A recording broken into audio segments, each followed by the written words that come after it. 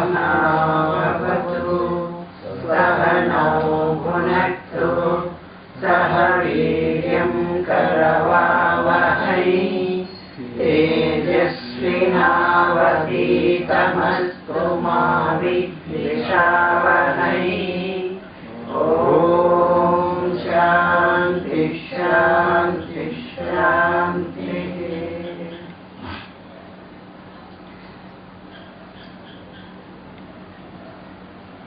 अनेकधा विभिन्नेषु नामरूपेषु चैकधा तिष्ठन्ति सच्चिदानन्द विसंवादो न कस्यचित्। వాయువాదులు నామరూపాదుల చేత అనేక విధాలుగా భిన్నములైనను వాని అన్నింటిలోనూ సచ్చిదానందములు ఉన్నవి అనగా నిర్వివాదాంశము. ఈ ప్రపంచంలో ఉండేటువంటి పంచభూతాలన్నీ కూడా ఆకాశం ఉంది, వాయువు ఉంది, అగ్ని ఉంది, భూమి ఉంది, జలం ఉంది. ఆ ఉన్నది ఉన్నది అనేటువంటి ఉనికి ఉండి తర్వాత కనిపించడము, ఆ కనిపించింది మనకు ఉపయోగపడము, ఇవన్నీ సచ్చిదానంద లక్షణాలు. కానీ వస్తువులు పేర్లు రూపాలు వేరుగా ఉన్నాయి, కానీ సచ్చిదానంద లక్షణం మాత్రము అన్నిటిలో ఒక్కటిగానే ఉంది అంటారు. వాయువాదులకు నామరూపాలలో భేదం ప్రత్యక్షముగా కనిపించుచున్నను అట్టి భేదము వాస్తవము కాదంటున్నారు. అది చూసేందుకేమో అది వేరే ఇవి వేరే ఇవి వేరే కనిపిస్తున్నా కూడా భేదము వాస్తవం కాదు. అందులో ఉండేదంతా కూడా సచ్చిదానంద రూపమైనటువంటి పరబ్రహ్మమే. వితత్వే నామరూపే ద్వే జన్మనాతయుతే చతే బుద్ధ్యా బ్రహ్మణి వీక్షస్వ సముద్రే బుద్బుదాదివతు. వాయువాదులు నామరూపంలో నీటి బుగ్గల వలె ఉత్పత్తి నాశనములు కలవి, కాలత్రయమున ఉండునవి కావు. అంటే నామరూపాలు అనేటివన్నీ కూడా ఎప్పటికీ ఉండవు. ముందు కొన్నాళ్ళు కనపడతాయి, కొన్నాళ్లకు లేకుండా పోతూ ఉంటాయి. ఇవి కూడా ఈ నామరూపాలు అయితే ఈ ఆకాశము, భూమి, వాయువు, అగ్ని ఇవన్నీ కూడా కనపడపోతాయి అంటే అవి పోయేలో కూడా మనం పోతూ ఉంటాం కాబట్టి మనకు అది అర్థం కాదు. కానీ ఎప్పుడు పుట్టినాయో వాటికి ఎప్పుడో ఒకసారి ప్రళయాంతంలో ఉన్న అవి లేకుండా పోవడం అనేది ఏర్పడుతుంది.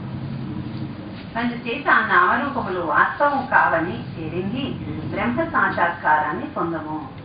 అది వాస్తవం కాదు అని తెలుసుకొని నామరూపాలు దాంట్లో ఉండేటువంటి సచ్చిదానంద రూపమైన బ్రహ్మమే వాస్తవమైంది తెలుసుకొని ఆ బ్రహ్మమే తను అని కూడా తెలుసుకొని ఆ బ్రహ్మ సాక్షాత్కారాన్ని పొందమంటారు. అన్నీ అంటే ఆకాశం, వాయువు, అగ్ని పంచభూతాలే కాదు, మనకు కనిపించే చెట్లు, కొండలు మొత్తం అన్నీ కూడా ఉన్నాయి అనేటువంటిది ఉంది, ప్రకాశిస్తూ కనపడుతున్నాయి అనేటిది ఉంది. తర్వాత దాంట్లో ఆనంద రూపము అంటే అవి మనకు ఉపయోగపడుతున్నాయి. ఈ మూడు లక్షణాలేమో పరమాత్మ లక్షణాలు. అస్థి, భాతి, ప్రియం, రూపం, నామం అంటారు. అంటే 5 లక్షణాలతో ఉంటుంది ఏ ప్రపంచము అంటారు. అస్థి ఉన్నది, భాతి ప్రకాశిస్తున్నది, ప్రియం ఆనందం అంటే అది ఇష్టమైంది. ఈ 3 లక్షణాలు ప్రతి వస్తువునందు ఉన్నాయి. ప్రతి వస్తువు ఉంటుంది, అది ఉన్నట్లు తెలియబడుతుంది. తెలియబడిన తర్వాత దాంతో మనకు ఉపయోగం ఉంటుంది. అది అచేతనం కానీ చేతనం కానీ ఏదైనా కూడా ప్రతి వస్తువులో ఆ 3 లక్షణాలు లేకుండా వస్తువు లేదు. ఆ 3 లక్షణాలే శాశ్వతమైనవి. కానీ కర్మ నామరూపాలు ఉన్నాయే అవి కొంతకాలం ఉండవచ్చు, కొంతకాలానికి లేకుండా పోవచ్చు. నామరూపాలు కల్పితములు అనటం వలన ఫలితములు చెప్పుతున్నారు. అయితే ఇంతగా విచారణ చేసి ఈ నామరూపాలు అనేటివి వాస్తవం కాదని నిర్ణయం చేసుకోవాల్సిన అవసరం ఏముంది? ఎందుకు అట్లా నిర్ణయం చేసుకోవాలంటే దానివల్ల కలిగే ఫలితాన్ని కూడా చెప్తారు.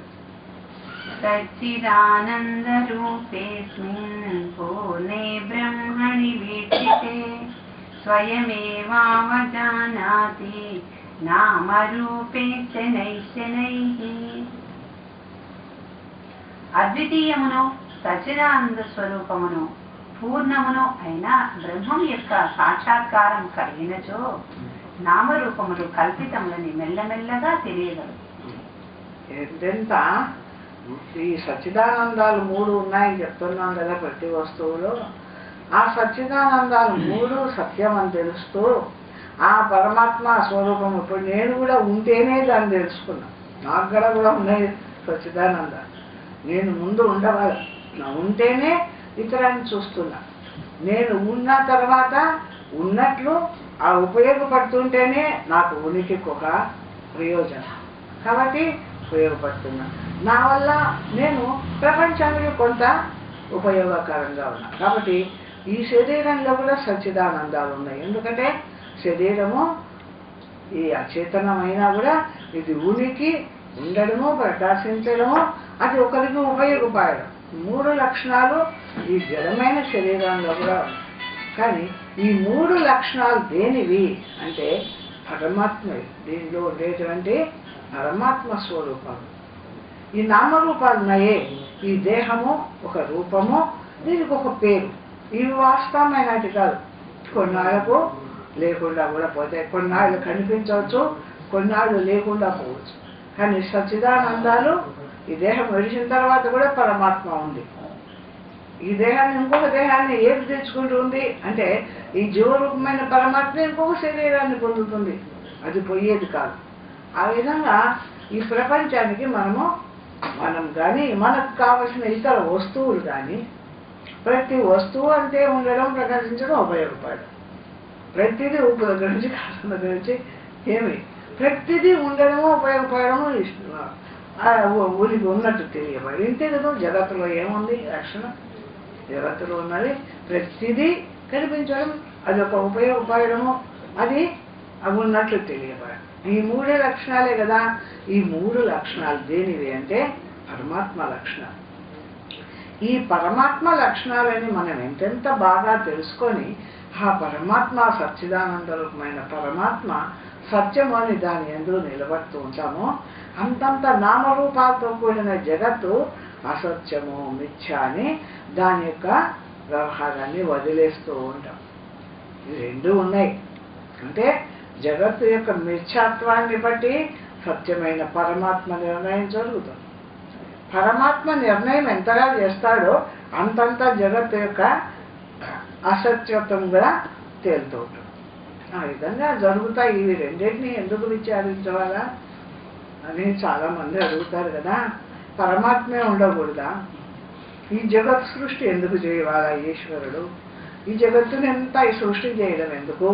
ఈ కష్టాలు సుఖ దుఃఖాలన్నీ పెట్టడం ఎందుకు? జీవులను సృష్టి చేసి కేవలం పరమాత్మ ఉంటే పోలేదా అంటారు కదా. అంటే అటువంటి పరమాత్మ ఉంటే ఉన్నాడని తెలుసుకునేది ఎవరు? ఉన్నాడని తెలుసుకొని ముక్తి పొందుతున్నారు కదా జీవులంతా. మరి ఉన్నాడని పరమాత్మ ఒక్కడే ఉంటే ఉన్నాడని తెలుసుకునేది. కాబట్టి ఇక్కడ ఏం చేసినాడు భగవంతుడు? ఈ జగత్తును ఒక దాన్ని సృష్టి చేసి పెట్టాడు. నామరూపాలతో కూడినటువంటి జగత్తును సృష్టి చేసి పెట్టాడు. దాన్ని ఆధారం చేసుకొని ఇది ఇట్లా వస్తూ పోతుంది, ఇది వాస్తవమైంది కాదు, దీంట్లో పరమాత్మ ఉంది చూడు, ఆ పరమాత్మ సత్యమైంది, అదే నీ స్వరూపము అని తెలిపినప్పుడు ఆ పరమాత్మ యందు నిలిచి ప్రపంచాన్ని విడిచి ముక్తుడవుతున్నాడు. వీడి ముక్తి కొరకే జగత్ సృష్టి కలిగింది. మనల్ని ఏడిపించడానికి కాదు జగత్తు సృష్టి అయింది. చాలా మంది అనుకుంటారు కష్టాలు పడేవారంతా ఎందుకు సృష్టి చేయవాల అంటే ఆ కష్ట సుఖాలను చూసి ఇంకా వాస్తవం కాదని విడిచి సచ్చిదానంద రూపమైన పరమాత్మను తెలుసుకొని పరమాత్మ యందు నిలిచి ఒక్కొక్క జీవుడు ముక్తి పొందడానికి కోసమే సృష్టి చేసినాడు ఈశ్వరుడు. దీన్ని చూపించినాడు, అక్కడ పరమాత్మను పెట్టాడు. ఇక రెండిటల్లో ఈ ఎవడు వాడు పరమాత్మను తెలుసుకోవాలనుకుంటాడో, ముక్తి పొందవాలనుకుంటాడో వాడు బాగా విచారణ చేసి 2 కలిసిపోయినాయి కదా, విడదీసేసుకొని ఏది పరమాత్మ, ఏది ప్రపంచము, నామరూపాలు ఏమిటి, దాని యందు సచ్చిదానందం ఏమిటి అని విమర్శ చేసుకొని ఆ నామరూపాలు వాస్తవం కాదని అర్థం చేసుకొని వాటిని విడిచి సచ్చిదానందమైన పరమాత్మ నా స్వరూపము, అదే సత్యము అని తెలుసుకొని అక్కడికక్కడ ముక్తులు కావడం కోసమే జగత్తును సృష్టి చేసి పెట్టినాడు ఈశ్వరుడు. లేకపోతే జగత్తును సృష్టి చేయాలంటే ఆయనకేం పడినా కదా. అంటే ఈ జీవి యొక్క కర్మలు ఉంటాయి కదా, ఆ కర్మానుసారంగా జగత్తును సృష్టి చేశాను. ఎందుకు కష్టపడన్నా నన్ను తెలుసుకో. నిరంతరం కష్టాల్లో మునిగి దాంట్లోనే తలకిందులు కావాకు. కొంచెం కష్టం వచ్చినప్పుడైనా దీనికంటే వేరే సుఖమైనది ఒకటి ఉంది కదా అని అర్థం చేసుకొని దానికి ప్రయత్నం చేస్తాడు కదా. కష్టమే లేకుంటే వాడు ఇంకేం ప్రయత్నం చేస్తాడు. కాబట్టి జగత్తు సృష్టి జరిగింది. ఎందుకని కాబట్టి మనము ఎందుకు విచారణ చేయాలా ఈ జగత్తు యొక్క అసత్యత్వాన్ని, అంటే జగత్తు యొక్క అసత్యత్వాన్ని ఎంతగా విమర్శించుకుంటామో అంతంత పరమాత్మ యొక్క సత్యత్వము తెలియబడి అనుభవం అవుతూ ఉంటుంది అంట. దానివల్ల యావద్యావదనజ్ఞాస్యాత్తవత్తవతదీక్షణం యావద్యావద్వీక్షతే తత్ తావత్తవద్వేత్యచేత్. ద్వైత మిథ్యాత్వ జ్ఞానమును నామరూపముల అమృతత్వమును ఎంత దృఢముగా గ్రహింపబడునో అంతగా బ్రహ్మ సాక్షాత్కారము అగును. ఇప్పుడు చెప్పిందే వివరణ అంతా, ఇంకా ఇంకంతకంటే పెద్ద వివరణ ఏం లేదు కదా. అంటే ఎంతెంత జగత్తు యొక్క నామరూపాల యొక్క అసత్యత్వాన్ని తెలుసుకుంటుంటామో అంతంత పరమాత్మ యొక్క సత్యస్వరూపము అది తెలియబడుతూ ఉంటుంది అంట. బ్రహ్మ సాక్షాత్కారం ఎంతెంత మాత్రం కలుగును అంతంత మాత్రం నామరూపములు విడువబడును. ఎంతెంత తన యందు ఉన్న పరమాత్మ తన అనుభవంలో తెలియబడుతుంటుందో అంతంత ప్రపంచంలో ఉండేటువంటి నామరూపాల యొక్క దాని యొక్క కలయికతో వేరుపడుతూ ఉంటాడు. మనమే మనసు ఎదురుగా ఉంటుంది, అది సత్యం అని తెలుసుకున్నాం అసత్యమని. ఏమి దానికి ఎదురుగా పరమాత్మ నేను సత్యం అని తెలుసుకుంటున్నాను. నా యందు నేను బాగా అర్థం చేసుకుంటే మాస్టర్ 15 నిమిషాలు నువ్వు నీ యందు సత్యమైన నీ యందు నువ్వు నిలవగలిగితో మళ్ళీ నీకు ఈ ప్రపంచం అంతా నీ యందు తిరిగినా కూడా దాంతో నువ్వు అంటుకోవు అంటారు. అది ఆ రోజంతా ఉంటుంది అంటారు. అంటుకోని స్థితి ప్రపంచం ఉంటుంది, ఇది ఎక్కడ పోదు. ఈ సుఖ దుఃఖాలు లాభ నష్టాలు దేహము కష్టము అన్నీ ఉంటాయి. కానీ అన్ని ఎదురుగా ఉన్నా కూడా దాన్ని అంటకుండా వాటికి సాక్షిగానో జ్ఞాన రూపంగానో అవి ఉండనే ఎదురుగా జరుగుతూ ఉండనే గాక అంటకుండా ఆనందంగా ఎట్లా ఉండగలుగుతాడు అంటే ఎంతెంత వాటిని విడిచేసి సత్యమైన పరమాత్మ యందు నిలకడగలిగి ఎంతసేపు ఉండగలుగుతుంటాడో అంత తీవ్రతగా మళ్ళీ వచ్చే ప్రపంచం యొక్క వ్యవహారాన్ని అంటకుండా చూస్తాడు. అక్కడ ఇంకా ప్రపంచంతో అంటుకోడు. ప్రపంచము ఆ ఎదురుగా ఉన్నా సరే దానికి తనకు సంబంధం ఉండదు. కనపడుతూ ఉంటుంది, అందరితో వాడు చూస్తుంటాడు, అందరితో వ్యవహారం చేస్తాడు. కానీ అది సత్యమని వ్యవహారం చేయరు కాబట్టి దాని యందు ఉండేటువంటి సుఖ దుఃఖాలు పూర్తిగా అనుభవంలోకి రావు. ఆ విధంగా చేస్తాడు.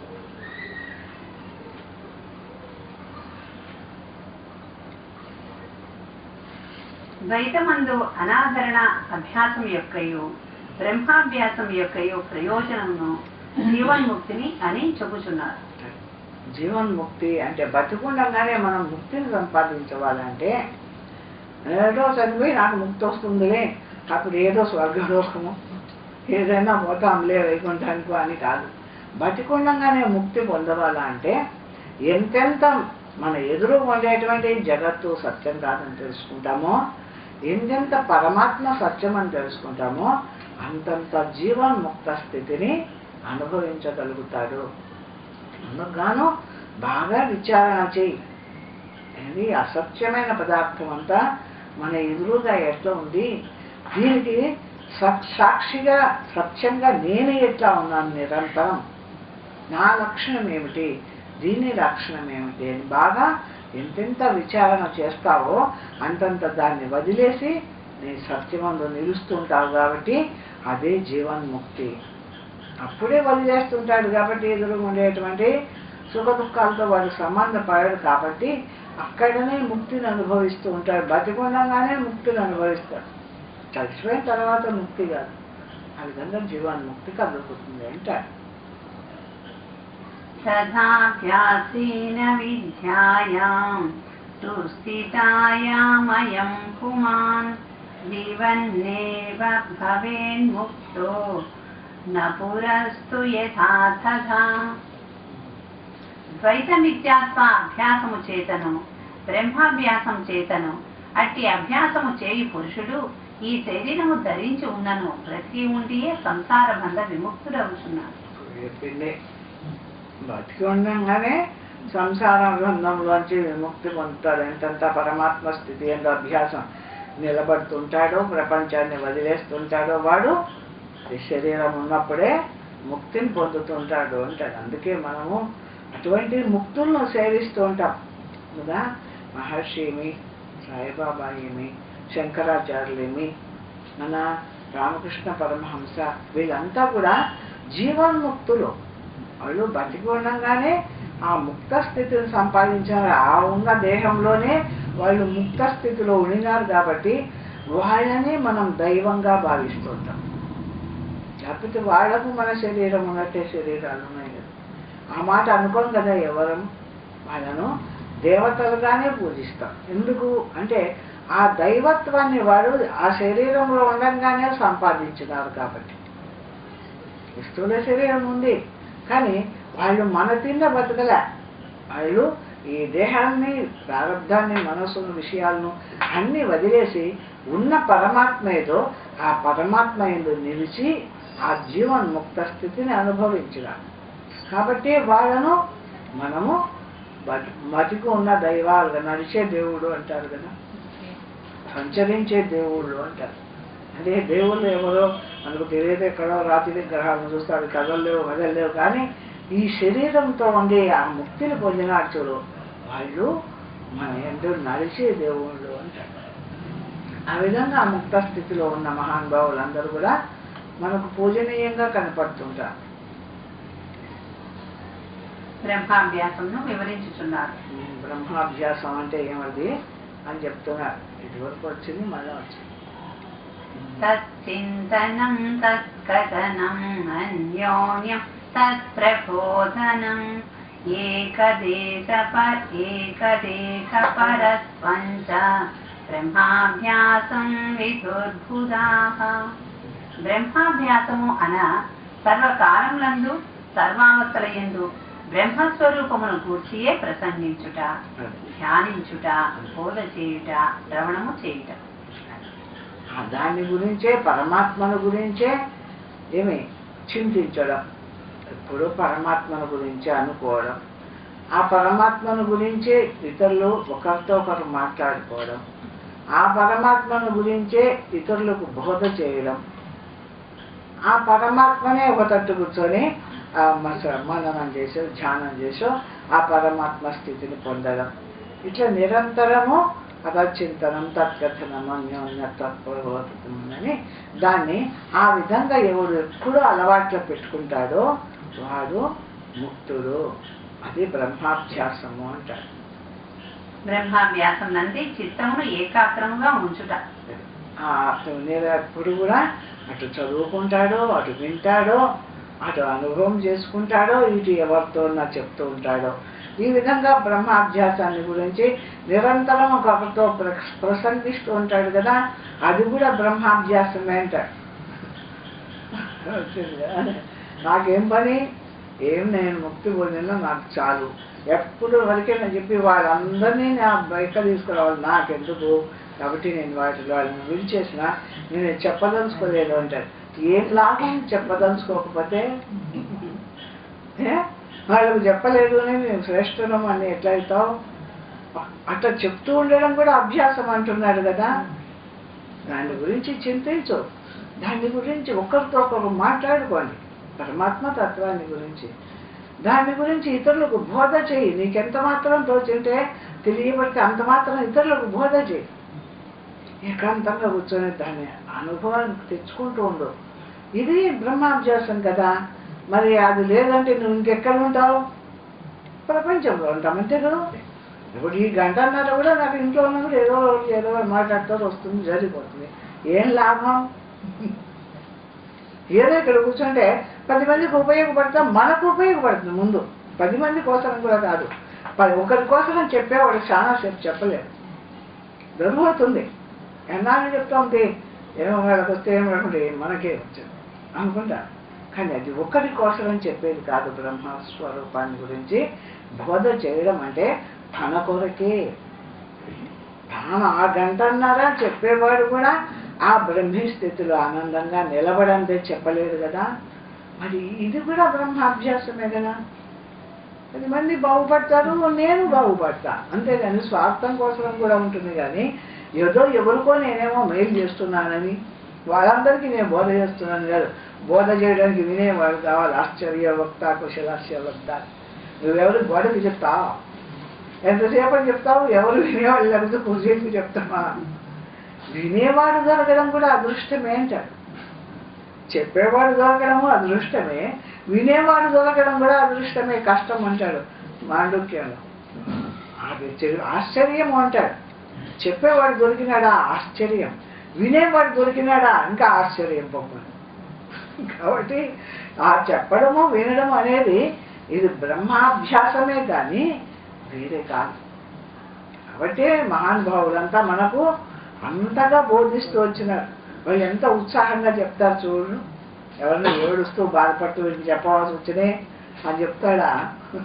ఎందుకంటే ఆ చెప్పడంలో వాడికి కూడా ఆనందం ఉంది కాబట్టి. అంటే ఇదంతా కూడా బ్రహ్మాభ్యాసమే.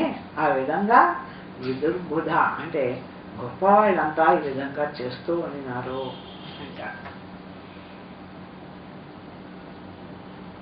ఇదే బ్రహ్మాభ్యాసము అనబడదు. బ్రహ్మాభ్యాసం అని చెప్పబడదు. ద్వైతం యొక్క జ్ఞానము చిరకాలం నుండి వచ్చుచుండినను బ్రహ్మాభ్యాసమును శ్రద్ధాన్వితుడై చేసిన అట్టి ద్వైత జ్ఞానము నివర్తించునని చెప్పుచున్నారు. మనము వేరు, ప్రపంచం వేరు, దేవుడు వేరు అనేటువంటి ద్వైత జ్ఞానము ఇప్పుడు వచ్చింది కాదు, మనకు అనేక జన్మల నుంచి వచ్చింది. కాబట్టి అది ఎంతకాలం నుండి వచ్చిందైనా సరే ఏమి ఒక్కసారి జ్ఞానం కలిగితే అంటే ఈ పరమాత్మ ఏదో అది తెలియబడిందంటే ఎంత ద్వైత ప్రపంచం ఉన్నా కూడా అది వాడికి సంబంధం లేకుండానే పరమాత్మ స్వరూపం వాడికి సాక్షాత్కారం అవుతుంది కదా. కాబట్టి ఇది ఎంతకాలం నుంచి ఉండేదైనా కూడా ఇది ఇంకొక తట్టు అడుగుతాడు. రాముడు ఆయన వశిష్ఠుడిని అడుగుతాడు, ఈ అజ్ఞానం అనేది చాలా జన్మల నుంచి వచ్చింది కదా, అనేక జన్మల నుంచి వచ్చిన అజ్ఞానము ఈ జన్మలో కొంత ఒక గురువు దగ్గర నేను పరమాత్మను తెలుసుకోగానే పోతుందా అని అడుగుతాడు. అంటే ఎంత కాలం నుంచి వచ్చిందైనా అజ్ఞానము అనేది వాస్తవం కాదు. జ్ఞానం అనేది వాస్తవం. అంటే పరమాత్మ అనేది వాస్తవ స్వరూపం, అంటే ఎప్పటికీ ఉండేది సత్యమైన స్వరూపం. ఈ అజ్ఞానము చూడు ఎంతకాలం నుంచి వస్తుందని, ఎంతకాలం నుంచి ఎన్ని జన్మల నుంచి వచ్చేదైనా కూడా అది వాస్తవమైంది కాదు. కాబట్టి దానికి నిలకడ ఉండదు అంటాడు. అది నిలవలేదు. జ్ఞానం ముందర చీకటి ఎంతకాలం అన్నా ఉండని ఒక రూమ్లో ఒకసారి అగ్గిపుల్ల గీస్తూనే చీకటి పోతుంది కదా. ఆ విధంగా ఎంతకాలం నుంచి ఉండే అజ్ఞానం అయినా కూడా ఒక్కసారి పరమాత్మను గురించి తెలుసుకుంటే అది పోతుంది. పరమాత్మ శాస్త్ర జ్ఞానంతో శాస్త్ర సిద్ధమైనటువంటి పరమాత్మ స్థితి అది సత్యమైంది కాబట్టి ఈ అజ్ఞానం దాని దగ్గర నిలవలేదు అంటాడు వశిష్ఠుడు రాముడు. ఆ విధంగా ఇటువంటి కాలం ఎంతకాలం నుంచి ఉండే అజ్ఞానం అయినా కూడా ఈ విధంగా విచారణ చేసుకుంటూ దాని గురించి చింతన చేసుకుంటూ దాని గురించి ఇతరులకు చెబుతూ దాన్ని అనుభవం చేసుకుంటూ ఈ విధంగా నిరంతరము దాన్ని స్మరిస్తూ వచ్చినామంటే ఈ అజ్ఞానము పోతుంది, బ్రహ్మత్వం ఏర్పడుతుంది అంటే. వాసనానేక కాలీన దీర్ఘకాలం నిరంతరం సాదరం చాధ్యస్యమానే సర్వదైవ వివర్తతే. ఈ ప్రపంచం యొక్క వాసన చిరకాలం నుండి ఉన్నదైనను నిత్యము శ్రద్ధాన్వితుడై బ్రహ్మాభ్యాసం చేసిన ఎడల వానికి ఆ ద్వైత వాసన నిశేషంగా నివర్తింపగలదు. చెప్పింది ఎంతకాలం నుండైనా ఈ ద్వైత వాసన అంటే ద్వైత అంటే దేవుడు వేరు నేను వేరు ప్రపంచం సత్యం అనుకుంటున్నామే. ఇది ఎంతకాలం నుంచి ఉండేదైనా కూడా చాలా కాలం పరమాత్మ సత్యం, ఈ జగత్తంతా సత్యం, పరమాత్మ నేనున్నాను అని అటువంటి స్థితిని బాగా అర్థం చేసుకొని దాన్ని చిరకాలం అభ్యాసం చేస్తే ఈ అజ్ఞానము పోతుంది అంటారు. బ్రహ్మము అద్వితీయమైనను మాయ యొక్క దుర్ఘట ఘటనా సామర్థ్యమును చెబుతున్నారు.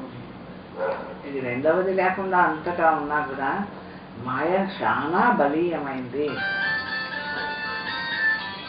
అఘటిత ఘటన పక్షీయసి మాయ అంటారు. దుర్ఘటమైంది, లేని దాన్ని ఉన్నట్టు చూపిస్తుంది మాయ. దాంట్లో మాయకున్న శక్తి ఇంకొక దానికి లేదు. అంత విధిగా ఉండేటువంటి మాయ ఇట్లాంటిని కూడా చెప్తున్నారు. బ్రహ్మ శక్తి అనేకానృతాన్ సృజేత్ యద్వా జీవగతా నిద్ర స్వప్నశ్చాత్ర నిదర్శనం. మృత్పిండ మందలి శక్తి ఘటాధికారి జాతమును ఎట్లు కల్పించుచున్నదో అట్లే ఈశ్వర సంబంధియగు మాయాశక్తియు పారమార్థిక సత్యత్వము లేని ఈ ప్రపంచమునంతయు సృజించను. ఎట్లాంటి మాయ అంటే ఇక మట్టి చూస్తామా, అది ఉత్తమ మట్టి ముద్దే. కానీ ఆ మట్టి ముద్ద కుండగా తయారయ్యే శక్తి మట్టిలో ఎట్లా దాగి ఉందో ఆ విధంగా ఈ మాయాశక్తి ఈశ్వరునిలో దాగి ఉంది. ఏమే ఈ జగత్తునంతా కల్పించి చూపిస్తూ ఉంది. ఆ ఈశ్వరుని ఉండేటువంటి మాయాశక్తి. ఆ ఈశ్వరుడు ఎవరు, ఈ మాయాశక్తి ఏది, ఇది కూడా మనము దగ్గరగా చూసుకోవచ్చు. మరి ఎక్కడో ఈశ్వరుడు ఉన్నాడు, ఆ ఈశ్వరుడు అంతటా ఎక్కడో ఉన్నాడు.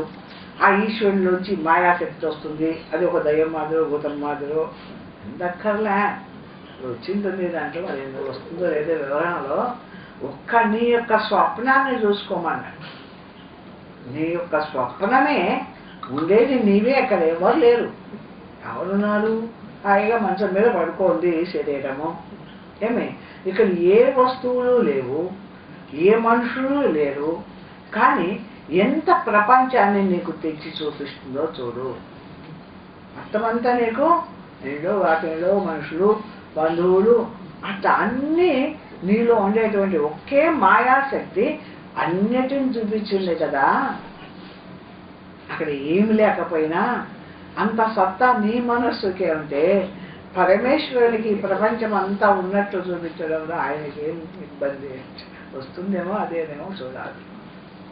అట్లే ఈశ్వర సంబంధి మాయాశక్తియు పారమార్థిక సత్యత్వము లేని ఈ ప్రపంచమునంతయు సృజించను. ఈ ప్రపంచం అంతా మనకు ఉన్నట్టు కనపడుతుంది అంటే స్వప్నంలో మాదిరి ఇక్కడ కనపడుతుంది అంటే అనగా మాయాశక్తితో కూడిన బ్రహ్మమే జగత్ కారణమని అర్థం. ఈ మాయ మళ్ళా తన ఏందో అణుచుకొని నిలబడినప్పుడు ఏమి ఈ ప్రపంచంగా కనపడలేదు కదా. అదే అనుకో మీకు అనుభవం బ్రహ్మత్వం లేకపోయినా పూర్ణమైనటువంటి సుశుద్ధిలో మొత్తం ఈ స్వప్నం కూడా లేదు, ఈ జాగ్రత్త లేదు. ఇవి రెండు లేనప్పుడు ఏముంది? ఈ ప్రపంచం ఏది నాకు కనపడదు. మరి అప్పుడు నేను లేనా? నేనున్నా. నేను జ్ఞానరూపమైన నేను ఉన్నాను. కానీ నా దగ్గర ప్రపంచం కనపడలే. ఎందుకు కనపడలే? నాలో నుంచి మనస్సు బయటికి రాలేదు కాబట్టి ఈ ప్రపంచం కనపడలేదు. కాబట్టి ఆ విధంగా ఈ ప్రపంచాన్నంతా ఏది తనలో నిలుపుకొని తను పరమాత్మగా నిలబడి ఉందో అది ఈశ్వర శక్తి, ఈశ్వర స్వరూపం. మనలో లేదు రోజు, అది ఎక్కడో ఉందని మనం అనుకోని ఎవడో ఈశ్వరుడు ఏదో మాయ అనేది ఎందుకు? రోజు నీలో జరుగుతుండే పనే ఇది. నిద్రపోతుంటే ఈ జగత్ రూపము, ఈ స్వప్న రూపము మొత్తం అన్నీ అక్కడ లేకుండా పోతున్నాయి. మళ్ళీ మేరకు మనస్సు బయటకు వస్తూనే ఈ మనస్సే మాయ, ఇంకేం మాయ లేదు. మాయ అంటే నేను దైవమో భూతమో పెద్ద మహాశక్తి కాదు, మనస్సే మాయ. మనస్సు బయటకు వస్తూనే ప్రపంచమంతా కనపడుతుంది. మనస్సు లోపల పోయి నిలబడితే ఎవరి లోపల నిలబడుతుంది అంటే పరమాత్మ ఎందు నిలబడుతుంది. మనలోనే ఉన్నాడు పరమాత్మ. పరమాత్మ ఎక్కడో లేడు. ఆ జ్ఞాన రూపమైన పరమాత్మ మనలో ఉన్నాడు కాబట్టి మనలో ఉన్న ఆ జ్ఞాన రూపమైన పరమాత్మ యందు ఈ మనస్సు నిలబడుతుంది. నిలబడినప్పుడు ఈ ప్రపంచం కానీ స్వప్నం కానీ ఏది తోచదు. మళ్ళా నాలో ఉంటే నేను ఉన్నాను కదా, జ్ఞానమాత్రంగా నాలో నిలబడిందని కూడా చెప్తున్నాను కదా. నాకు నిద్రలు ఏం తెలియలేదు అంటే నేను ఉన్నాను, నాకేం తెలియలే అంతే. నేను లేకుండా పోయింటే ఏం తెలియలేదని చెప్పేవాడు ఎవడు? నాకు నిద్రలో ఏం తెలియలేదని ఎవడు చెప్తాడు? పక్కన వాడు చెప్తాడా? నేనే చెప్తున్నా. ఏమని? నాకేం తెలియడం లేదు, హాయిగా ఏది తెలియకుండా అంటున్నాడే. ఆ హాయిగా ఏది తెలియకుండా ఉన్నవాడు ఎవడో ఉన్నాడు కదా లోపల. వాణిలోకి వచ్చి ఈ మనస్సు అణిగిపోతుంది. వీడే పరమాత్మ. ఈ పరమాత్మలోనే ఈ మనస్సు అణిగిపోతుంది. ఈ మాయ ఎక్కడ అణిగిపోతుంది అంటే ఆ పరమాత్మలో అణిగిపోతుంది. మళ్ళా పరమాత్మ నుండి బయటకు వస్తుంది. పరమాత్మ నుండి బయటకు వచ్చిన జాగ్రత్త స్వప్నాలతో జగత్తును చూపిస్తుంది. పరమాత్మ యందు అణిగిపోయిన ఏం లేదు, కేవలం పరమాత్మ ఒక్కటే ఉంది అక్కడ. నేనున్నా కానీ నా దగ్గర ఏం లేదు. అది అహమస్మి సదాభామి, నేను ఎప్పుడు ఉన్నాను. ఇది జ్ఞానం చేత అనుభవిస్తేమో సమాధి. నిద్ర చేత, నిద్రలో అందరూ అనుభవిస్తారు. ఎందుకంటే ఇది జ్ఞానమే అక్కర్లే. ప్రతిరోజు అందరిలో జరుగుతున్న వ్యవహారం. నిద్ర పట్టకుంటే అందరూ బాధపడతారు. నిద్ర పట్టే అని నిద్ర పట్టని దానికి కూడా బాధపడేవాళ్ళు. ఎందుకు బాధపడేవాళ్ళ? నిద్ర పట్టకపోతే పగలంతా తిరిగినట్టు రాత్రి అంతా ఎందుకు తిరగకూడదు? తిరగడానికి ఇష్టపడడు.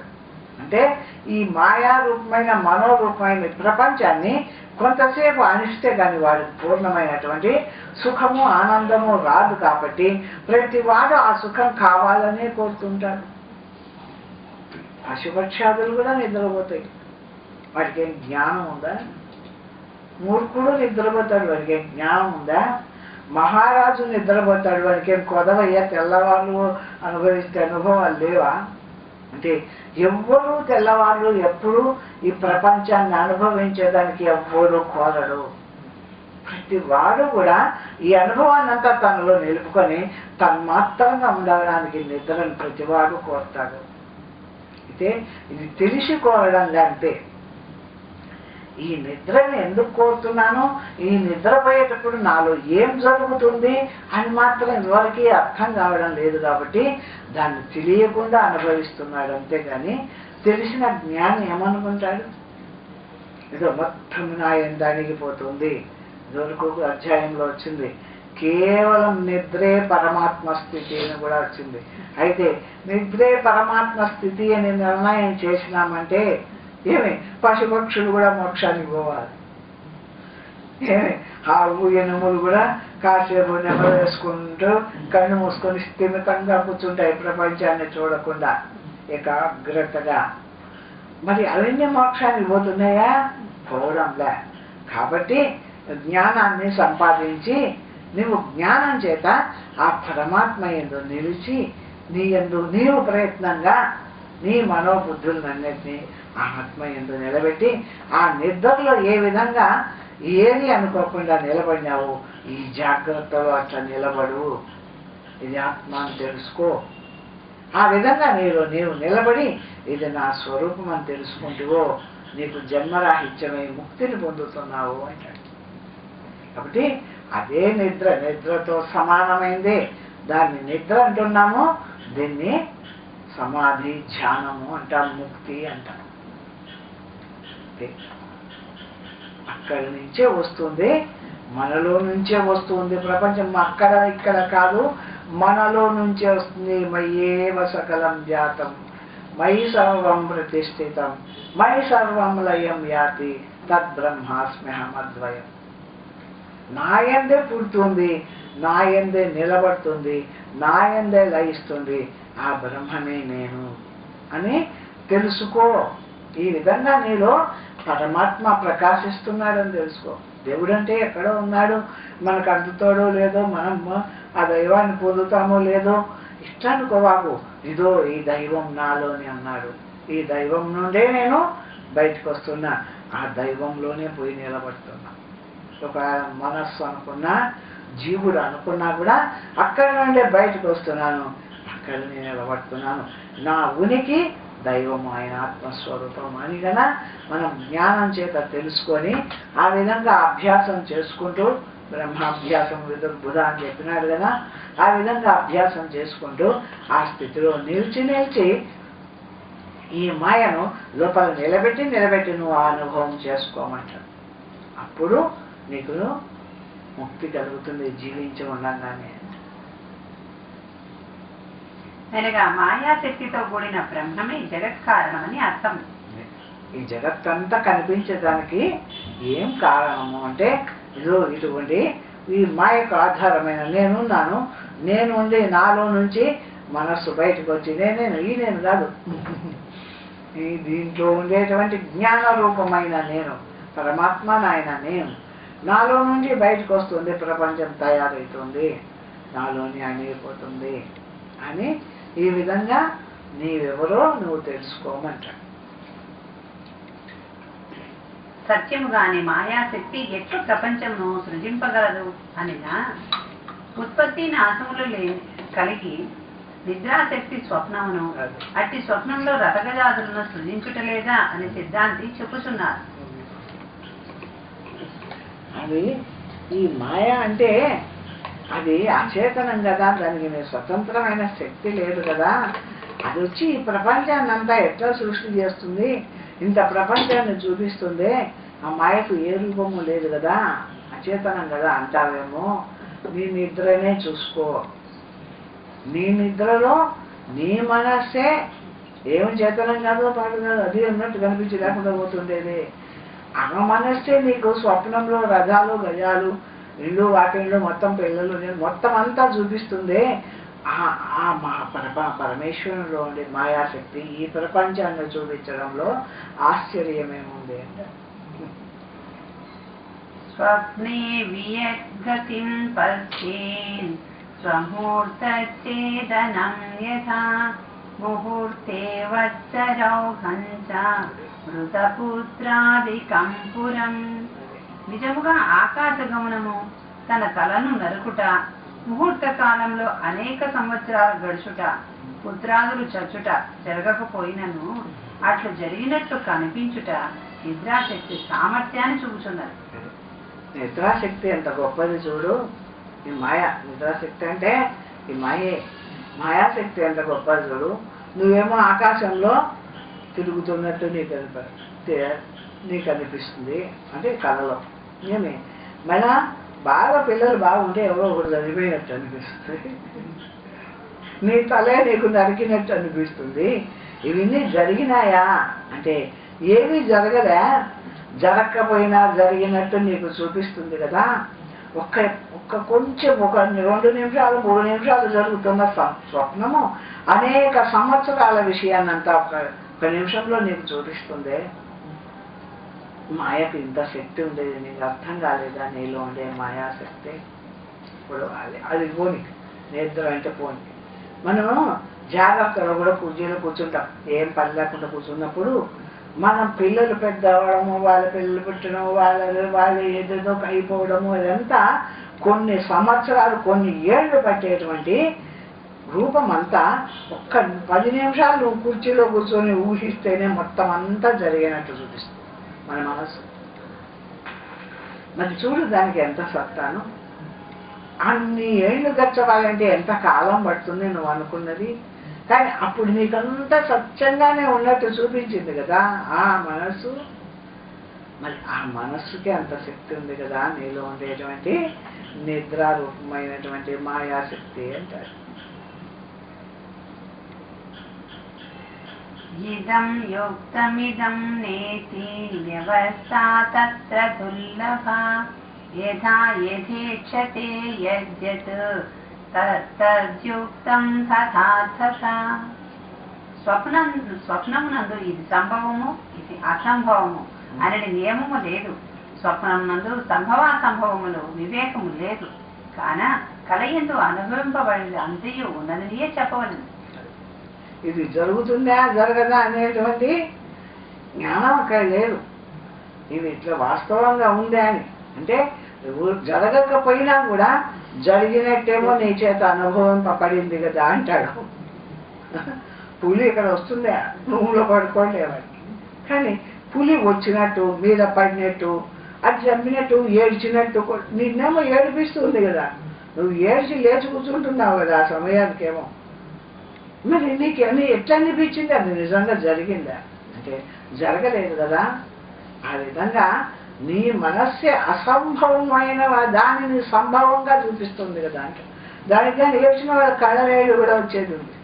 ఏదైనా దుఃఖరూపమైన విషయం వస్తే ఆ కళ వస్తే ఆ కళలో వాడు ఏడిస్తే ఈ కళ్ళు నీళ్లు కూడా పెట్టుకునే పరిస్థితి కూడా ఉంటుంది. మరి నేను ఏడిపించింది చూడక లేదు, నేను అంత సత్తా ఉంది కదా దీనికి. సంభవమే కావాలా అంటే జరగవాలనే కాదు, జరగకపోయినా జరిగినట్లు అనిపించి నిన్ను బాధించే సత్తా నీ స్వప్నానికి ఉంది కదా అంటారు.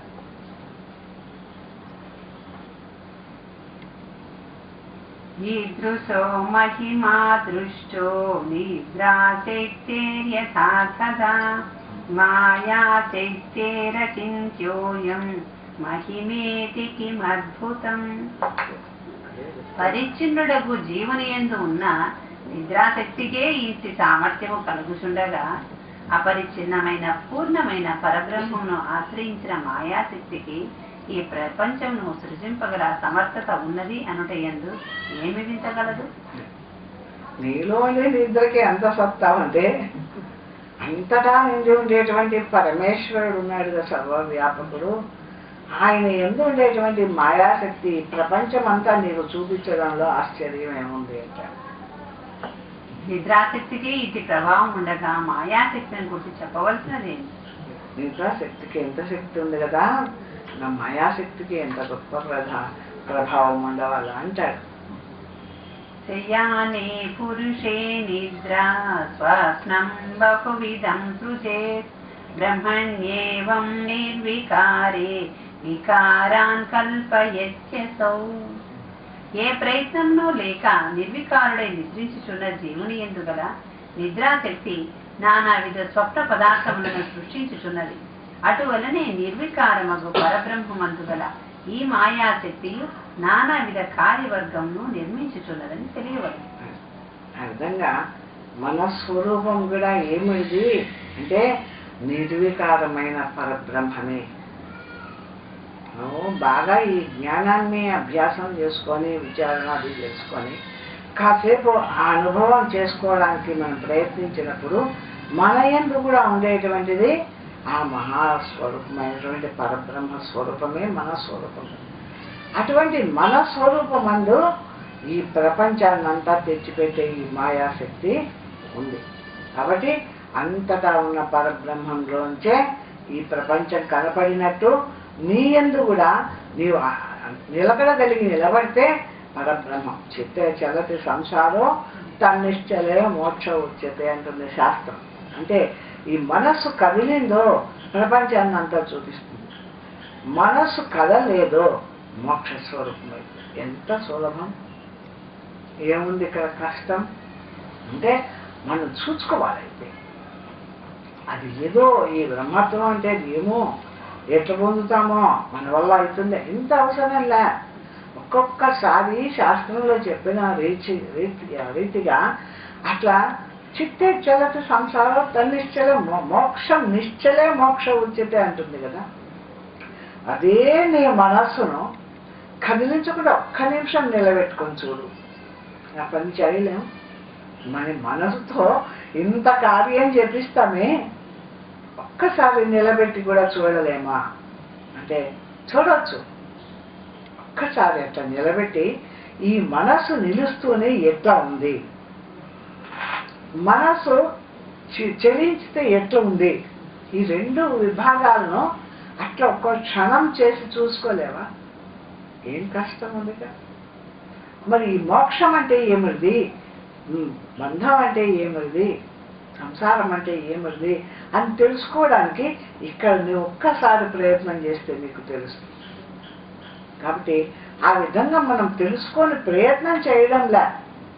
మహర్షి చెప్పినట్టు మనకు తీరిక ఉండడంలే. మనకు నిద్ర లేచిన వాడి నుంచి నిద్రపోయేంత వరకు తీరికే లేదంటావు. ఏం చేస్తున్నావు తీరికే లేకుండా అంటే నిరంతరం ఏదో ఒక యోచన, ఏదో ఒక పని, ఏదో ఒకటి కల్పన చేసుకొని మన వ్యవహారాన్ని పెంచుకుంటున్నామే. కానీ ఒక్కసారైనా ఈ వ్యవహారాన్ని అట్లా ఆపుకొని నా స్థితిలో నేను అట్లా ఒక్కసారి నిలబడదామని నువ్వు అనుకుంటే తీరిక లేకుండా ఎత్తపోతుంది నువ్వు అనుకోవడం. కాబట్టి అట్లా నిలిచి ఈ స్థితి అంటే ఏమిటి? ఈ నిలిచింది పరబ్రహ్మం అంటున్నారు కదా, పరమాత్మ అంటున్నారు కదా, ఈశ్వరుడు అంటున్నారు కదా. ఆ స్థితిని కాసేపు ఆ నిలకడను సంపాదిస్తాం అని ఎందుకు అనుకోము? అంటే మనం అనుకోవడానికి కూడా మనకు తీరిక. అట్లా నిలబడతాము ఒక్క నిమిషం అట్లా అనుకోవడానికి కూడా తీరిక లేనంత మనోవేగం ఎక్కువగా ఉంది. నిరంతరం పరిగెత్తుంది. అది ఒక నిద్రలో తెలియక పడిపోతే అక్కడ ఆగిపోతుంది. కానీ నీ ప్రయత్నంగా నీవు ఇది పరమాత్మ స్వరూపం అంటున్నారు కదా, ఇప్పుడు ఇక్కడ ఉండగానే కదా నేను ఈ పని చేయవలసింది. ఈ దేహంలో ఉన్నప్పుడు ఆ పని చేసి నేను పరమాత్మను తెలుసుకోకపోతే దేహం విడిచిన తర్వాత నాకేం మోక్షం వస్తుంది? చచ్చిపోయిన తర్వాత మోక్షం ఎవడన్నా పొందుతాడా? అని ఉత్తమాట. చచ్చిపోయిన తర్వాత మోక్షం అనేది రానేదా? బతికొండంగా మోక్షం ఎవడు సంపాదిస్తాడు? వాడు చనిపోయినాక మోక్షం పొందుతాడు. అది ఎప్పుడూ వస్తుందంటే ఇంకా వాడికి ఏదో మళ్ళా జన్మలోనూ మళ్ళా ఏదో ఇంకో లోకంలోనే అది వస్తుందని కూడా నమ్మకంగా. ఎందుకంటే శరీరం ఉండంగానే సాధించేవాళ్ళ మోక్షాన్ని. ఇప్పుడు మనకు అన్నీ తెలియపడుతున్నాయి. మన బుద్ధికి చూడు ఎంతటి జ్ఞానం అందుతుందో. ఇంత జ్ఞానాన్ని పశువులు తెలుసుకోగలుగుతున్నాయా? పాపం మానవ జన్మ కదా తెలుసుకుంటుండేది మనం. కాబట్టి ఇక్కడ ఒక్కడవ ప్రయత్నం చేసి నిలిస్తే ఉండే ఆత్మ ఎట్లా ఉంది, కదులుతూ ఉండే ప్రపంచం ఎట్లా ఉంది అని ఒక్కడవ ప్రయత్నం చేసి నిలిచి చూసుకున్నవాడు ముక్తి అంటే ఏమిటి, ప్రపంచం అంటే ఏమిటి అనే విషయాన్ని ఈ శరీరంలో ఉండగానే తెలుసుకుంటాం. అది జీవన్ముక్తి. తెలుసుకున్నాక వాడికి అలవాటు అవుతుంది. అంటే అలవాటు అయిన వాళ్లకు ఇక ఈ ప్రపంచంలో చాలాసేపు ఉండలేరు. అది ఒక కార్యాలు ఉంటాయి దేహ ప్రారంభం కొద్దీ. ఉన్న గబగబా కార్యాలు చేసుకుంటాడు, వాటిని అవతలు వారేస్తాడు. ఆ ముక్త స్థితిలో నిలబడతాడు హాయిగా. అంటే బంధం లేని ముక్త స్థితి అంటే నిద్రావస్థ అంటే ఎంత ఇష్టం ఉంటుందో, సుఖం అంటే ఇక్కడ కూడా అంత ఇష్టమే కదా. కాబట్టి ఈ ప్రపంచ విషయంలో ఉండేటువంటి ఈ ఆవేదనలు దుఃఖాలు చాలాసేపు ఉండలేడు వాడు. ఎందుకంటే అలవాటు పడినాడు. వాడికి ఒక చోటు చిక్కింది. అంటే వాడు సంపాదించుకున్నాడు. ఈ దేహం ఉండగానే విషయం లేకుండా హాయిగా నిలబడేటువంటి స్థితిని సంపాదించుకున్నాడు. ఇప్పుడు ఆ స్థితిలో వాడికి సుఖం అబ్బింది. మహాసుఖం, చిన్న సుఖం కాదు, నిద్ర కంటే సుఖం. అటువంటి సుఖం దొరికిన తర్వాత మాటికి విషయాన్ని విడుస్తాడు, సుఖరూపమై నిలబడుతుంటాడు. ఇది జీవన్ముక్తి. అంటే నిలిచి ఆ సుఖమే తన స్వరూపం సొంతం చేసుకునేస్తాడు జ్ఞానం. సొంతం చేసుకొని మళ్ళీ ఈ ప్రపంచమంతా వాడి ముందరున్న దాన్ని లెక్క చేసుకోడు. సుఖం నేను, ఇది నా తత్వము, ఈ విధంగా సుఖంగా ఉండడమే నా స్వరూపము అని దాంట్లో దిట్టపడిపోతాడు ఈ అభ్యాసం చేసేటువంటి. కాబట్టి అభ్యాసం అనేది జీవించి ఉండగానే సంపాదించవాలి. ఎవరు కూడా దేహం పోయినాక మాత్రము బ్రహ్మాభ్యాసం రాదు.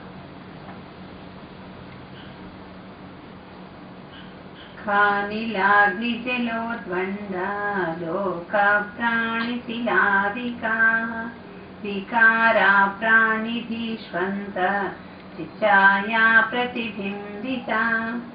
మాయా శక్తిచే సృజించబడిన పదార్థములు చేతనములనియు అచేతనములనియు రెండు విధములు.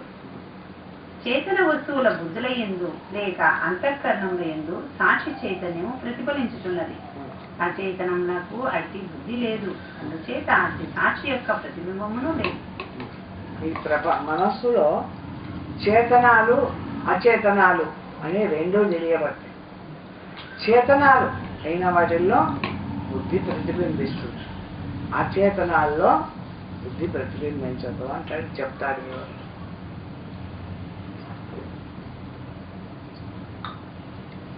చేతనా చేతనేష్వేషు సచ్చిదానందలక్షణం సమానం బ్రహ్మ విద్యేతే నామరూపే పృథక్ పృథక్. పరబ్రహ్మము చేతనా చేతన వస్తువులందు అన్నింటి యందు అధిష్టానముగా ఉన్నది. మనము చూసేటువంటి పదార్థాల్లో కూడా చేతనాల్లో ఉంది, అచేతనాల్లో పరబ్రహ్మము. చేతన వస్తువుల్లో అంతటా కూడా పరబ్రహ్మము ఉంది అంటారు. నామరూపములు మాత్రమే ఒక్కొక్క కార్యమునకు వేరుగా ఉన్నది. ఈ పేరున్నాయి నామరూపాలు మాత్రమే, అవి ఒక్కొక్క కార్యం చేసే దాంట్లో విశేషణాలు విశేషం లేకపోవడాలు ఉంటాయి. అయితే నామరూప భేదము లేనిచో కార్యవర్గమంతయు బ్రహ్మస్వరూపమే. ఈ నామరూపాలు తీసి చూసేస్తే అంతా ఒక్కటే బ్రహ్మస్వరూపం.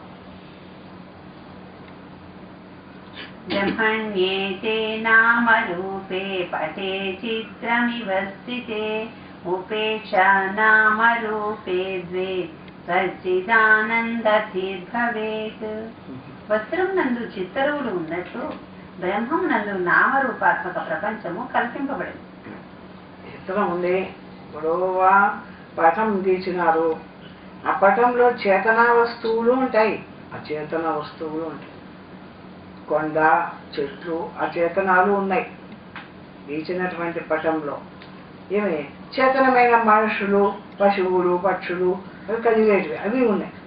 ఈ చేతన అచేతనాలకి రెండిటికి ఆధారం ఏది అంటే ఆ వస్త్రం ఆధారం.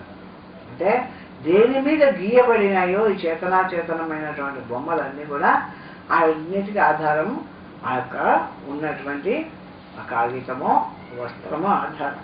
ఆ విధంగా మనకు కనబడుతుండేటువంటి ఈ చేతనాచేతన పదార్థాలన్నిటికీ ఆధారము పరమాత్మ. ఆ పరమాత్మ ఏందే చేతన వస్తువులు ఉన్నాయి, అచేతన వస్తువులు ఉన్నాయి అంటారు. అనగా చిత్తరువులకు వస్త్రము ఆధారమైనట్లు సర్వ ప్రపంచ కల్పనకు బ్రహ్మము ఉపాదానముగా ఉన్నదని అభిప్రాయం. ఆ విధంగా చిత్తరువులన్నిటికీ అంటే ఆ బొమ్మలన్నిటికీ ఆ గుడ్డ ఆధారంగా ఉన్నట్టు ఈ చేతనాచేతన పదార్థాలన్నిటికీ బ్రహ్మము ఆధారంగా ఉంది. కాబట్టి బ్రహ్మమే ఉపాదాన కారణము. అంటే ఆ బ్రహ్మం ఉంటేనే ఈ చేతనాచేతన వస్తువులన్నీ కనపడుతున్నాయి. బ్రహ్మమే లేకపోతే నేను ఇంకొంచెం మన దగ్గరికి తెచ్చుకొని చూసుకోవాలంటే మనం తెలుసుకునే జ్ఞానం మనలో లేకపోతే ఇది చేతన వస్తువు, ఇది అచేతన వస్తువుని మాత్రం నువ్వు ఎట్లా తెలుసుకుంటావు? ఒకటి చెట్టును చూసినావు, ఇది కదలంది అని చెప్పినావు. కొండను చూసినావు, ఇది కదలంది అని చెప్పినావు. ఆవును చూసినావు, ఇది కదిలిపోతుంది అని చెప్పినావు. పక్షిని చూసినావు, కదిలిపోతుంది. మనుషులు కదులుతున్నారు అంటున్నావు. ఈ కదులుతున్నాయి ఇవి కదలనివని రెండింటినీ తెలుసుకునే దానికి నీ దగ్గర జ్ఞానం ఉంటే కదా. రెండింటినీ తెలుసుకునే జ్ఞానమైనటువంటి మనలో బుద్ధివృత్తి దానికి సాక్షిగా ఉన్న జ్ఞానం ఉన్నప్పుడే ఈ రెండింటి చేతనాచేతనాలు తెలుసుకుంటున్నాం. మరి ఈ చేతనాచేతనాలు ఎక్కడ తెలియబడినాయి అంటే మన జ్ఞానం చేతనే తెలియబడినాయి. మన జ్ఞానమే ఆ చిత్రం అంటే ఆ బొమ్మలకు ఆధారమైన వస్త్రం లాగా ఈ కనపడే చేతనాచేతన పదార్థాలైన ప్రపంచానికి మన జ్ఞానమే ఆధారం. ఇక్కడ ఇంకెంత దూరమో పోనక్కర్లే. ఇక్కడ ఏదో చేతనాచేతన వస్తువులు ఉన్నాయి. ఈ చేతనాచేతన వస్తువులకు ఏదో పరమాత్మ ఆధారం, బ్రహ్మం ఆధారం. అంటే ఆ బ్రహ్మం ఏదో వేరు, ఈ చేతనాచేతన వస్తువులు వేరు. అంత దూరం చూసుకోకుండా ఇది అపరోక్షంగా మనలో మనం చూసుకున్నప్పుడు కూడా మనలో ఉండేటువంటి జ్ఞాన రూపమైన చైతన్య రూపమైన పరమాత్మ పరమాత్మ ఈ చేతనాచేతన వస్తువులు ఉన్నాయని తెలుసుకుంటుంది. ఇవి అచేతనాలని చెప్తుంది, ఇవి చేతనాలని చెప్తుంది. చెప్పడానికి దీంట్లో ఉండే జ్ఞానం లేకపోతే చేతనాచేతనాలు ఏవి చెప్పేది. అందుకే మొదట చిత్రదీపంలో వచ్చింది జగచ్చిత్రం స్వచైతన్యే పఠే చిత్రమివార్పితం మాయయా తదుపేక్షైవ చైతన్యే పరిశేష్యతమ. అంటే ఈ జగత్ అనే చిత్రము ఈ చైతన్యం అనేటువంటి జ్ఞానంలో నుంచి బయటకు వచ్చింది. పరిశేషం దీంట్లోంచి ఇది వచ్చింది, దీనికి అంత జ్ఞానం నేను ఆధారం అని ఎప్పుడైతే ఆ కనపడేటువంటి ఈ విషయాన్ని అంతా విడిచేసి తెలుసుకుంటున్న జ్ఞానాన్ని ఎప్పుడు ఆశ్రయించినాము, స్వచైతన్యే అంటే మన యొక్క చైతన్యాన్ని మనం ఆశ్రయించి, నా చైతన్యం ఉంటే కదా ఇప్పుడు నేను చెప్పినట్టుగా నా చైతన్యం ఉంటేనే కదా నేను ఈ చేతనమని ఈ అచేతనమని ఈ ప్రపంచాన్ని అంతా తెలుసుకున్నాను. కాబట్టి ఈ చేతన రూప అచేతన ప్రపంచాన్ని తెలుసుకోవడానికి జ్ఞాన రూపమైన చైతన్యమే నేను, నా వల్లనే ఇది ప్రపంచం తెలియబడింది అని తెలియబడే ప్రపంచాన్ని విడిచిపెట్టేసి ఆ చేతన రూపమైన జ్ఞానమైన నీ యందు నువ్వు నిలబడినప్పుడు పరిశేష్యతం నువ్వే పరమాత్మగా నిలబడిపోతావు. ఆ స్థితిని అర్థం చేసుకుంటే అంటాడు తదుపేక్షైవ చైతన్య పరిశేష్యత అంటే ఆ చేతనాలను వదిలేసినావంటే ఇవి నా ఇంటే కదా నా వల్ల కనపడుతున్నాయని వాటిని వదిలేసినావంటే వాటికి ఆధారమైన తెలుసుకునే జ్ఞాన రూపమైన నీవు పరమాత్మగా శేషించి నిలబడతావు అంతే. ఇది అపరోక్షంగా చూసుకోవడం. అక్కడ చెప్తుండేవి పరోక్షంగా పరమాత్మయందు అన్నీ ఉన్నాయని చెప్తున్నాడు. ఇక్కడ మనం కూడా మనలో చూసుకున్నామంటే మన నుండి కూడా ఇదే అంటే జగత్తు అంతటా ఉన్న పరమాత్మ యొక్క స్వరూపం తత్స్వరూపం. త్వం స్వరూపము ఈ శరీరం నీవు, దీంట్లో నీవు అనేటువంటి జ్ఞాన రూపం నీకు తెలియబడుతుంది. ఆ ముందు నిన్ను నువ్వు తెలుసుకుంటే అని మహర్షి ఏం చెప్తారు, నిన్ను నువ్వు తెలుసుకోండి. నీ యందున్న పరమాత్మను తెలుసుకుంటే అంతటా ఉన్న పరమాత్మ తెలియబడుతుంది. ఇప్పుడు చూడండి ఎంత దగ్గరకు వస్తుంది. మనం ఏంటే మనం చూసుకున్నామంటే రోజు మనం అనుభవిస్తున్నాం విషయం, మనమే చూస్తున్నాం. కుర్జీ అంటే చూస్తున్నాం, మనుషులు అంటే చూస్తున్నాం. కుర్జీల చేతనాలు, మనుషులు చేతనాలు. చేతనాలు చూడాలంటే చూసే జ్ఞానం నేను ఉండవా? వాటిని వదిలేస్తే మిగిలేదు నేనే. ఇంతే కదా ఇక్కడ చెప్తుండే విషయం. ఇట్లా దగ్గరగా మన యందు ఉన్న పరమాత్మను మనము స్పష్టంగా తెలుసుకోవచ్చు. ఇది అపరోక్ష జ్ఞానం. అనగా చిత్తరువులకు వస్త్రం ఆధారమైనట్లు సర్వ ప్రపంచ కల్పనకు బ్రహ్మము ఉపాదానముగా ఉన్నదని అభిప్రాయం. చిత్రాలకన్నిటికీ వస్త్రం ఎట్లా ఆధారంగా ఉందో ఆ విధంగానే సమస్త జగత్తు యొక్క కల్పనకు పరమాత్మ బ్రహ్మం ఆధారంగా ఉంది అంటున్నాడు. కల్పిత నామరూప ప్రపంచమును ఉపేక్షించిన ఎడల సచ్చిదానంద రూప పరబ్రహ్మము తెలియబడును. కానీ ఎందుకు కనపడుతుండే ప్రపంచాన్ని దాని నామరూపాలను వదిలేస్తే పరమాత్మ ఏదో అదే శేషించబడి మిగిలిపోతుంది. ఇదే నా స్వరూపము అని నువ్వు మిగులుతావు అంటారు. జలసేధో ముఖే స్వస్య దేహే దృష్టేప్యుపేక్షతం తీరస్థ ఏవ దేహేన్వే తాత్పర్యం స్యాద్యథా తథా. గట్టున నిలిచి నీటి యందు తన శరీరం యొక్క ప్రతిబింబమును చూచువాడు ఎట్లు జలమునందు అధోముఖముగా కనబడి శరీరము తనది కాదని తెలుసుకొని గట్టున ఉన్న దేహమే తనదిగా భావించుచున్నాడో అట్లే నామరూపములను ఉపేక్షించి పరబ్రహ్మ చింతనము చేయవలెను. గట్టు నిలబడినాము, నీళ్ళ ఒడ్డున నిలబడితే మన నీడ, మన బొమ్మే, మన ప్రతిబింబమే తల్లకిందులుగా కనపడుతుంది. తల్లకిందులుగా కనపడుతుంటే నేను తల్లకిందులైనా అని వాడు అనుకోడు కదా, బాధపడాడు కదా, అయ్యో నేను తల్లకిందులైనా అని అనుకోడు కదా.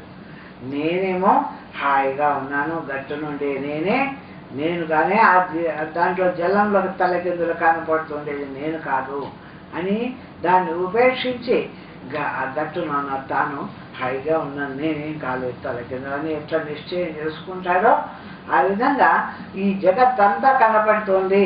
ఎక్కడ ఈ మనస్సు అనేటువంటి ఈ యొక్క ఏరులాగా ఉండే దాంట్లో ఈ జగత్తంతా ప్రతిబింబిస్తుంది. నేను చూడు వాటిని తెలుసుకుంటూ జ్ఞానరూపంగా నేను ఎప్పుడూ నిశ్చలంగానే ఉన్నాను అని తన యొక్క పరమాత్మ తత్వాన్ని నిశ్చయం చేసుకోవాలా అంటారు. ఇంకొక దృష్టాంతమును చూపుతున్నారు. సహస్రసో మనోరాజే వర్తమానే సదైవ తత్ సర్వైరుపేక్షతే యద్వద్ ఉపేక్షానామరూపయోః. కోరిక చేత కల్పింపబడిన వస్తువులను ఎట్లు జనులను ఉపేక్ష చేయుచున్నారు అనగా లెక్క చేయుటలేదు, అట్లే నామరూపములను ఉపేక్ష చేయవలెను.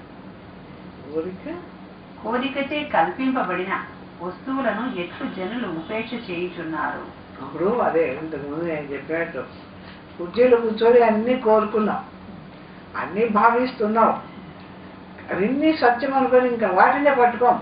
కొంతసేపు అయినాక ఏంటి జరుగుతుందో లేదు, ఇప్పుడు ఇది ఎందుకని లేచిపోతుంటే లేచిపోయినప్పుడు మళ్ళీ అవన్నీ వచ్చినాయి, అవి సత్యం అని అనుకో. ఎందుకంటే నేను సంకల్పించినాను అవన్నీ ఉన్నట్టు కనపడింది. ఇప్పుడు చెప్పిన ఒక్క 10 నిమిషాల్లో 20 ఏళ్ళ విషయాన్ని వాడు భావించి చూసినప్పుడు ఉన్నట్టే సత్యంగా కనపడుతుంది. కానీ అది సత్యం అనుకుంటాడా? అనుకోడు.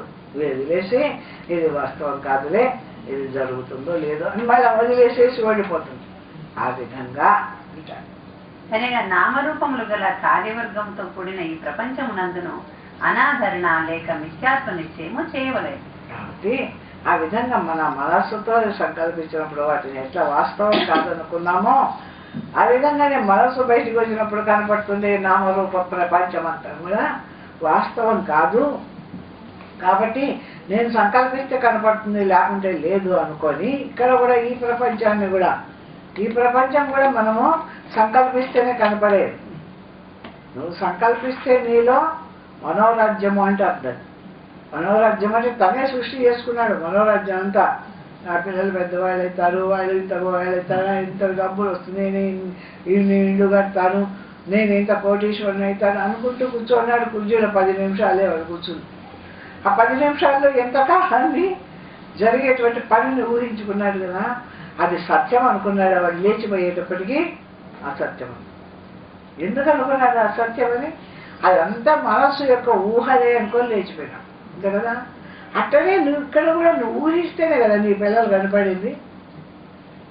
నా పిల్లల గురించి నా ఊహలోకి రాకుండా నా పిల్లలు ఏమన్నా వచ్చి మేము ఉన్నాం చూడని అన్నారా? అల్లే. కానీ నేను ఊహిస్తేనే కనపడుతున్నారు. కాబట్టి ఇది మనోరాజ్యమే, ఇది కూడా ఒక మనోరాజ్యమే. వాళ్ళు బాగలేదో బాగున్నారనో ఊహించి వాళ్ళు బాగున్నారని సంతోషం, బాగలేకపోతే బాధపడుతున్నారని బాధ, ఇవన్నీ నేను ఒక 10 నిమిషాలు కూర్చొని ఆలోచించి ఆ బాధో సుఖమో అనుభవిస్తున్నానే. ఇదంతా వాస్తవమా అంటే ఇది కూడా వాస్తవం కాదు. కానీ ఇంతసేపు నాకు అనుభవం ఏర్పడుతుంది.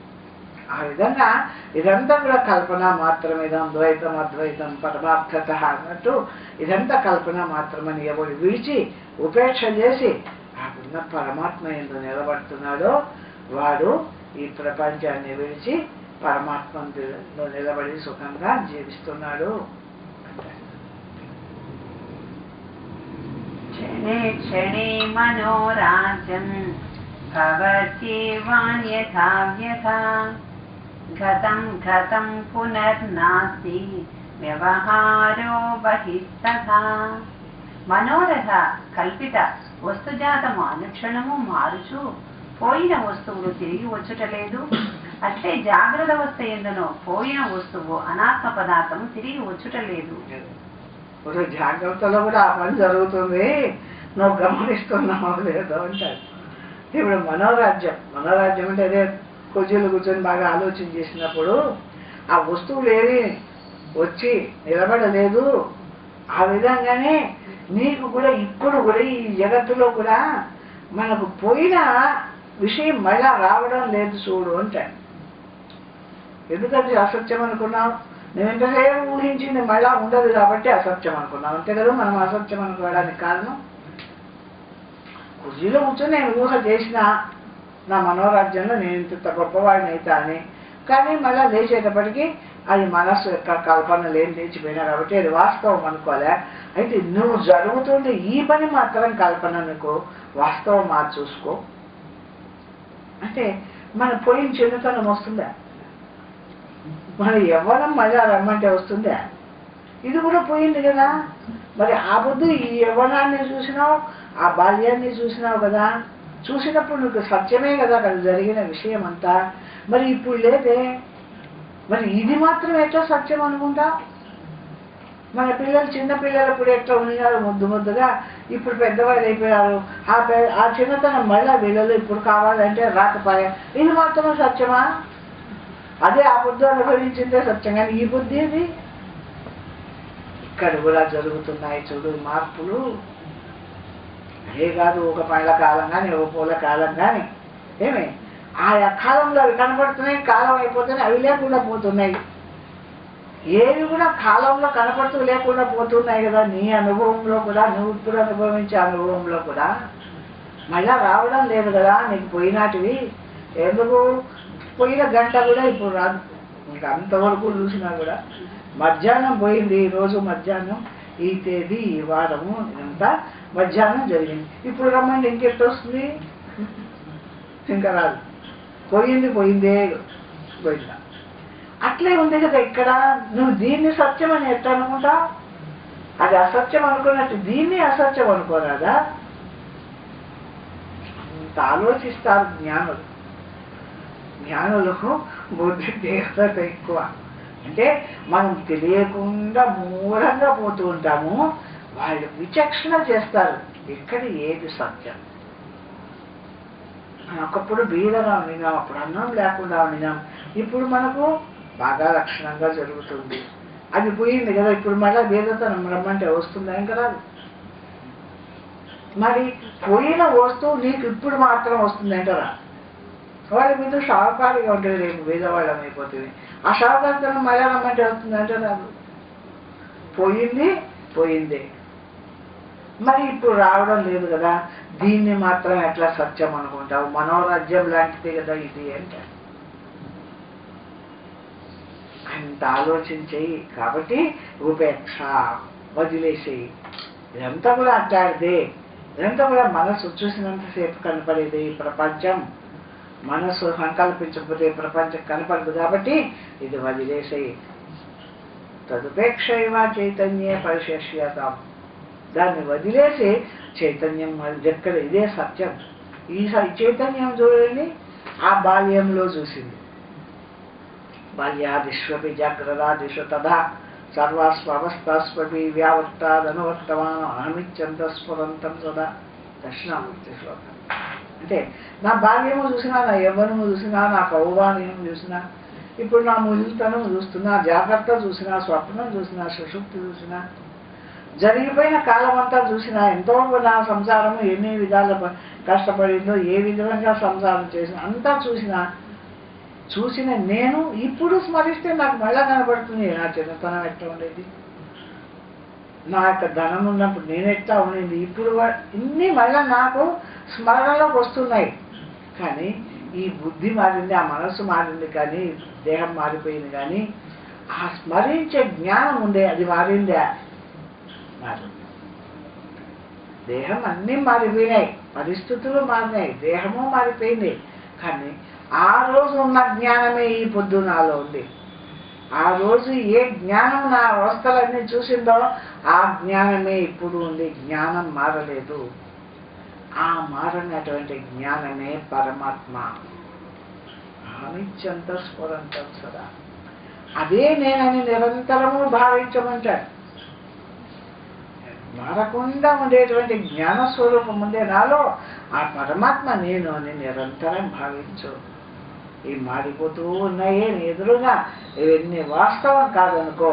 మారకుండా ఉన్న జ్ఞాన రూపమైన పరమాత్మ నేను అని నిరంతరం భావించమంటే దర్శనం.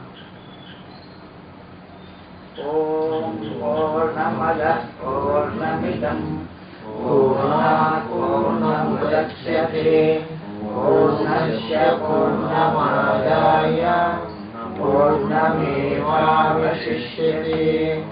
ఓం శాంతి శాంతి శాంతి.